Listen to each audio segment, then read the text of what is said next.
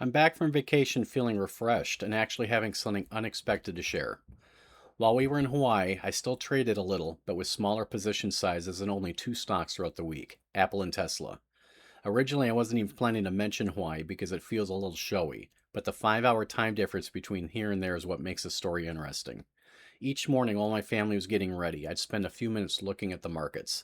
Even though our day down there was just beginning, the markets back home were already well established and stabilizing. For the first time in a long time, I wasn't trying to understand the opening. But what surprised me the most was how different everything felt. While the setups were still there, the moves were slower, the gains and losses were smaller, and everything just felt more calm. In all, I finished the week up about $30 only, which normally would have felt very boring. But instead, last week was one of the most enjoyable trading weeks I've experienced in a long time. It made me wonder if the opening volatility, something I've always gone after, might actually be one of my larger obstacles. On our flight home Saturday, I couldn't stop thinking about the feeling and decided I wanted to try recreating it again back at home.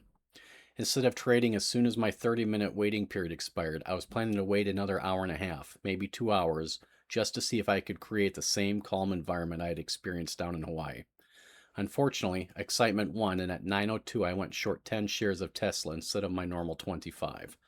I also tightened my stop to $1 instead of 2 because I genuinely wanted today to be very slow and controlled. The first trade worked well and immediately found myself $25 in the green, which was enough to convince me to just keep going, though slowly. My P&L drifted between plus and minus $50, and for the first 30 minutes of my trading, stops were getting hit exactly as they should, never creating panic or spiking emotion. I even remember thinking how nice it felt having so little money at risk. Even though I wasn't making much money, I also wasn't losing much, which felt wonderful. I was completely in control. Then around 9:45 this morning, things changed. Tesla erased what had been a $60 realized gain, but instead of accepting my first stop, I bought a put option, which I immediately justified by saying to myself, it's only one option, everything is still under control. A few minutes later, as Tesla continued trending up, I averaged down with a second put. Shortly after that, I entered by shorting shares. First 25, then 50, then 100. At one point, I was holding two put options, which were set to expire in 2 days, as well as 100 shares short, which, as you know, is double my maximum position size. My combined realized and unrealized losses were now approaching $500, twice my maximum daily loss, and in less than an hour into trading, I had abandoned what Hawaii had just shown me. The only reason today ends with a profit is because Tesla eventually reversed, which the charts had hinted would happen.